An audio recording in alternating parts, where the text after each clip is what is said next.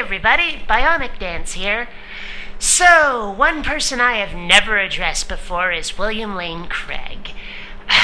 And he loves to accuse atheists of making angry, unintellectual diatribes against religion. And I have to admit, it'll be difficult to keep my composure when addressing his current logical fail.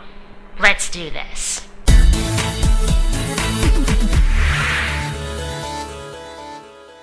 Now, in this speech, I would like to examine Dr. Dacey's arguments on behalf of atheism to see whether they pass philosophical muster. And all 5 of his arguments share the same basic form. Step 1 is to say that if God existed, then we would expect to see blank, and you fill in the blank. Well, that makes perfect reasonable sense to me. I mean, if your God has certain attributes, we should expect to see certain things because of those attributes, based on those properties that you've given as a description of your God. If we can't make those kind of expectations, well, then, frankly, you're kind of cheating. Step 2 is, but we do not find blank, and therefore one concludes that God does not exist.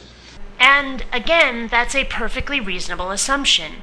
Everything else in our universe works that way. God should not be an exception. Now, I want to make 2 general comments about this style of argumentation. First of all, it's enormously presumptuous. Basically, what Dr. Dacey is saying is that if God doesn't fulfill our expectations, then we should conclude that he doesn't exist. But who says that God has to fulfill our expectations? Gee, I don't know, the rules of logic, reason, and evidence, perhaps? How can we predict with any confidence what God would do if he existed? Well, don't we have a whole book that's supposed to tell us about, God's character and his behavior just a little bit? I mean, if your God actually exists, this might be an insight, don't you think? If we find that our expectations aren't met, then isn't it the better part of discretion and humility to re-examine and perhaps revise those expectations? But where's your humility and discretion when it comes to the expectation that God does exist? I'm not hearing any of that. I'm not hearing anything like that. What I'm hearing is question begging and moving the goalposts. You're basically saying, well, if we don't find evidence that supports our preconceived notion that God does exist, well, obviously we've gotten it wrong because God has to exist. That's not humble, that's arrogant. We're simply not in a position to dictate to God that he has to act in accordance with our expectations. But how are we in a position to say that God exists at all? I mean, if examining evidence and coming to logical, reasonable conclusions is just something we can't do with regard to God, then how can we know he exists? How can we know there's anything there? I mean, don't tell me to go on faith. Faith is not a way to know anything. Faith is the adult's version of playing make-believe, of playing pretend. Faith doesn't actually do any real-world heavy lifting. So you're going to have to do better than that. You're going to have to give me a way to come to a logical, reasonable conclusion that a God is there, and not start at square one with the conclusion that God exists and then try to fill in the blanks, which is what you're doing right now. Well, what about the second argument based on the success of science? Here the key premise is that if God existed, he would act in the world in ways that science must take into account. Well, again, I think that's plainly false. Miracles, by their very nature, are unpredictable and unrepeatable. But science only deals with predictable and repeatable phenomena. While it is true that science prefers to repeat things, to do experimentation multiple times in order to weed out any mistakes or bad perception on our part, it's not true that science solely deals with that which can be repeated. And if a miracle did occur, it would leave behind physical traces that science could examine. And I don't think you can point to anything like that science cannot explain because it was done by God breaking logic. Try. I dare you. I double dog dare you. When science confronts an unpredictable or unrepeatable event, then it tends to just ignore it as a scientific anomaly, and thus science takes no cognizance of miracles. Again, wrong. Science wouldn't simply ignore a miracle as an anomaly. The data would be recorded. The different factors that were involved, environmental and physical, and all of the other things that would be involved, would be recorded and kept for later use. If something similar happened again, well, the data would be re-examined. Science would not simply ignore a miracle. That's just false. Furthermore, you're assuming that miracles do occur, and you have yet to prove that. In fact, I would revise this premise to state, if God existed, he would create a universe operating according to certain natural laws so that it is open to rational exploration and discovery. And that guarantees the success of natural science. Well, again, this sounds like begging the question. This sounds like starting from the premise that God does exist, and oh hey, look at the universe that conforms to the God I just made up. I mean, you haven't proved that God does exist, and saying God would create the kind of world we see if God does exist doesn't answer that question, pal. It just doesn't. You're going to have to do better than that. Well, what about the third argument based on the mind-brain connection? Again, I think both of the premises of this argument are false. For example, take the first premise. If God existed, we would have an immaterial soul that is independent of the brain. I think this is pure speculation. Well, yeah, but where does that expectation come from? Oh yeah, it comes from here.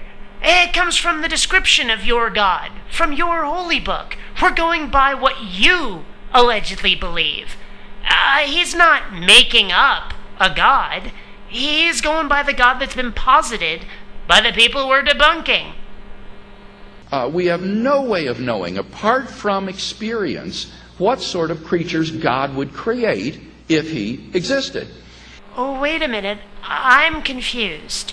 Do you not believe what's in Genesis, then? Do you not think that this describes creatures that your God has created? I mean, either your argument is pure sophistry at this point, or you believe in a different religion than the one you tell us you believe in. I'm confused. Could you explain? In fact, if Dr. Dacey's arguments against the possibility of mind-body interaction are correct, then it is logically impossible for there to be creatures composed of mind and body. So we could hardly expect that God would do the logically impossible. Wait a minute. We can hardly expect God to do the logically impossible? Weren't you the one who was just arguing for miracles a minute ago? But even so, okay, fine. So suppose we find that there is no mind-brain duality. Wouldn't that suggest that there is no God then, since obviously God wouldn't do the logically impossible according to you? Oh, but you're beginning from the starting point of there being a God for sure. And since we can't expect God to do the logically impossible, and mind-brain duality not existing has to be logically impossible, therefore there has to be mind-brain duality, right? Except that you're beginning from a place of a faulty foundation. Your entire premise is built on the idea that God does exist. And you haven't proved that yet. And until you do, all you're doing is taking it for granted, begging the question. So, I'm sorry, but this argument carries no weight whatsoever. Sorry.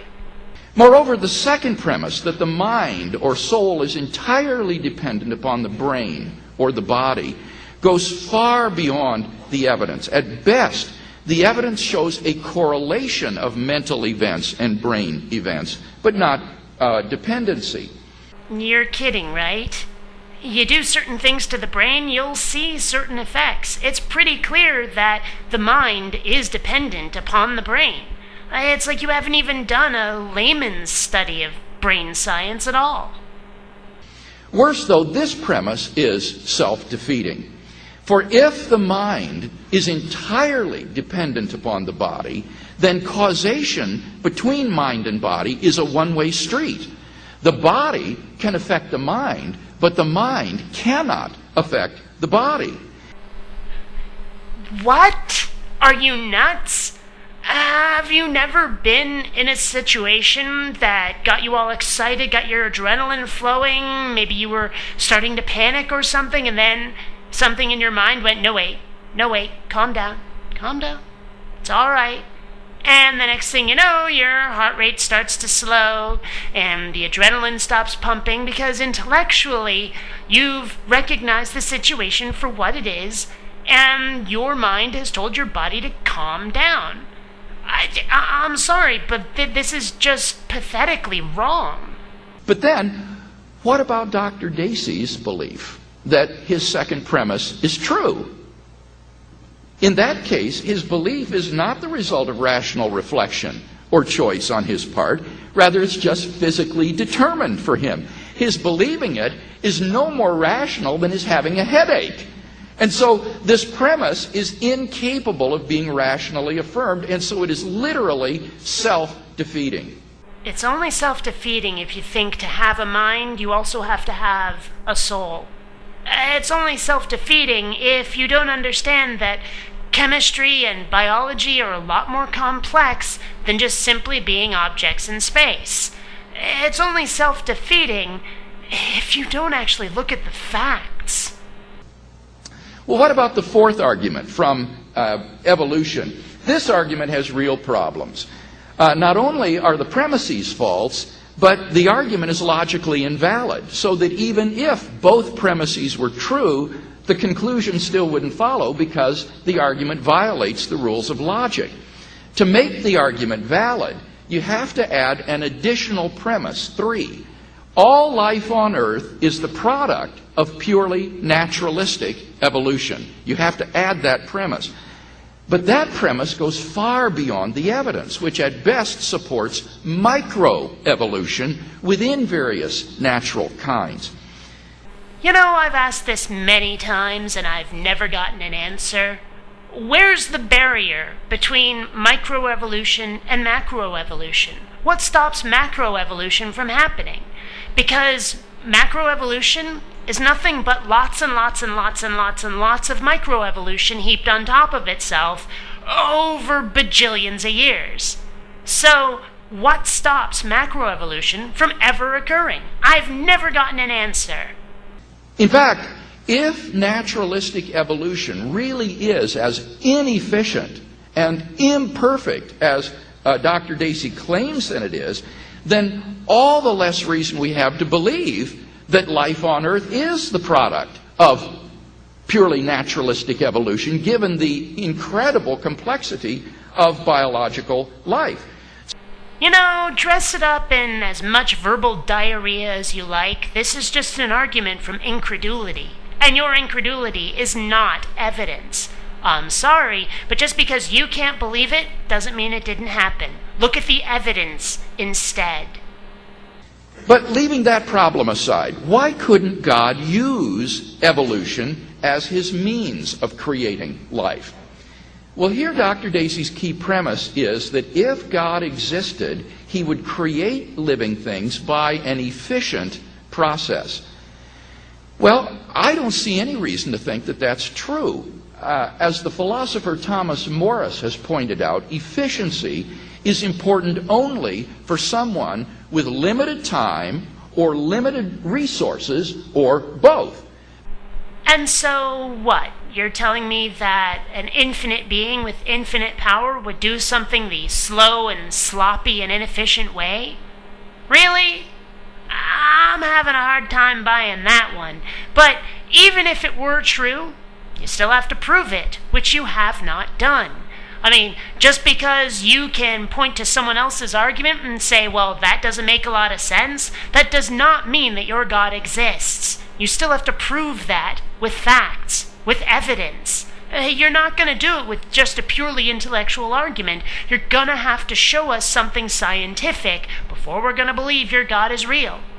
So I don't have any confidence in Dr. Dacey's assumption that God would not use evolution. Well, bully for you, pal. But the fact is that your entire argument has been one big argument from incredulity, one big begging the question episode with nothing but moving the goalposts. That's pretty much what this entire argument has been. And frankly, I've seen better arguments out of people like Venom Fang X and Jesus Freak 777.